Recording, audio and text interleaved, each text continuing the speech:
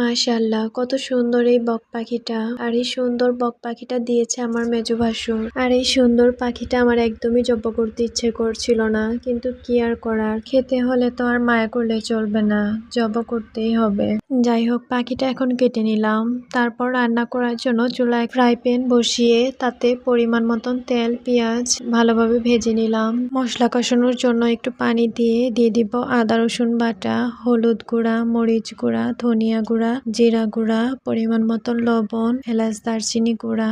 সব মশলা দিয়ে কিছু সময় মশলাটা ভালোভাবে কষিয়ে নিব। মশলাটা ভালোভাবে কষানো হয়ে গেলে তারপর কেটে রাখা পাখির মাংসটা দিয়ে দিব। একটু নেড়ে চেড়ে আবারও ঢাকনা দিয়ে ঢেকে দিব কিছু সময়। এভাবেই বেশ কিছু সময় নিয়ে একদম লো আঁচে রান্নাটা করে নিব। দেখুন, মাশাআল্লাহ, তরকারির কালারটা কিন্তু বেশ সুন্দর এসেছে, খেতেও অনেক ভালো লেগেছে। অনেক অনেক ধন্যবাদ ভাইয়াকে, আপনার উসিলাতেই এত মজা করে পাখির মাংসটা খেতে পেরেছি।